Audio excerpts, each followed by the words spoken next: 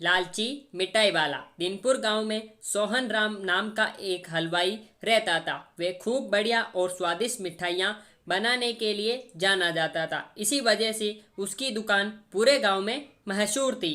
पूरा गांव उसी की दुकान से मिठाई खरीदता था। वे और उसकी पत्नी मिलकर शुद्ध देसी घी से मिठाई बनाते थे।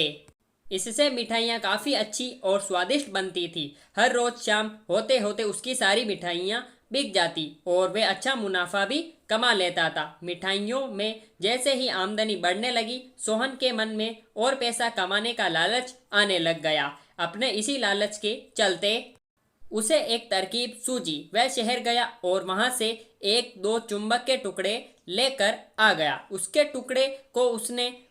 टुकड़े को उसने अपने तराजू के नीचे लगा दिया। इसके बाद एक नया ग्राहक आया। उसने सोहन से के पास से 1 किलो जलेबी खरीदी। इस पर तराजू में चुंबक लगने की वजह से सोहन को अधिक मुनाफा हुआ। उसने अपनी इस तरकीब के बारे में अपनी पत्नी को भी बताया, लेकिन उसकी पत्नी को सोहन की ये चालाकी अच्छी नहीं लगी। उसने सोहन को समझाया कि उसे अपने ग्राहकों के साथ इस तरह की धोखेबाजी नहीं करनी चाहिए, लेकिन सोहन ने अपनी पत्नी की बात बिल्कुल भी नहीं सुनी। वो हर रोज तराजू के नीचे चुंबक लगाकर अपने ग्राहकों को धोखा देने लगा। इससे उसका मुनाफा बढ़कर कई गुना अधिक हो गया। इससे सोहन को काफ़ी खुशी हुई। एक दिन सोहन की दुकान पर रवि नाम का एक नया लड़का आया। उसने सोहन से 2 किलो जलेबी खरीदी। सोहन ने इसे भी चुंबक लगे तराजू से तोलकर जलेबी दे दी। रवि ने जैसे ही जलेबी उठाई, उसे लगा कि जलेबी का वजन 2 किलो से कम है। उसने अपना शक दूर करने के लिए सोहन से दोबारा से जलेबी को तोलने के लिए कहा।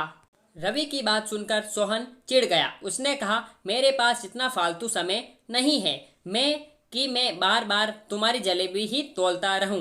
इतना कहकर उसने रवि को वहां से जाने के लिए कह दिया। सोहन मिठाई वाले की बात सुनने के बाद रवि जलेबी लेकर वहां से चला गया। वह एक दूसरी दुकान पर गया और वहां बैठे मिठाई वाले से अपनी जलेबी तोलने के लिए कहा। जब दूसरे दुकानदार ने जलेबी तोली तो जलेबी सिर्फ 1.5 किलो की ही निकली। अब उसका शक यकीन में बदल गया। उसे पता चल गया कि सोहन मिठाई वाले के तराजू में कुछ गड़बड़ है।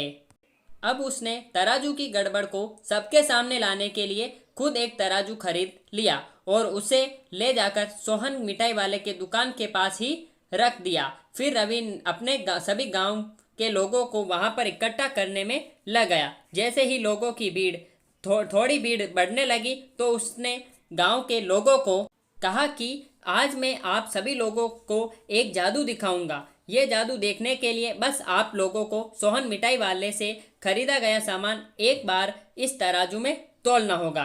अब आप लोग देखेंगे कि कैसे सोहन मिठाई वाले के तराजू में तोली गई मिठाइयाँ इस दूसरे तराजू में अपने आप ही कम हो जाती है। कुछ देर बाद एक दो लोग मिठाई लेकर रवि के पास पहुंचे तो उसने ऐसा करके भी दिखाया। उसके बाद सोहन के दुकान से जिसने भी मिठाई खरीदी थी, सभी ने रवि के तराजू में तोलकर देखा तो सबकी मिठाइयाँ 250 ग्राम से लेकर आधा किलो यानी 500 ग्राम तक कम निकली। यह सब देखकर लोगों को काफ़ी हैरानी हुई। अपनी दुकान के पास ही ये सब होता देख सोहन मिठाई वाला रवि से झगड़ा करने लगा। उसने लोगों को बताया कि रवि ये सब नाटक कर रहा है। अपनी बात को सही साबित करने के लिए रवि सीधे सोहन मिठाई वाले का तराजू लेकर आया और तराजू में लगा चुंबक निकालकर सबको दिखाने लगा। ये देखकर गांव वालों को बहुत गुस्सा आया। सबने मिलकर उस लालची मिठाई वाले को खूब मारा।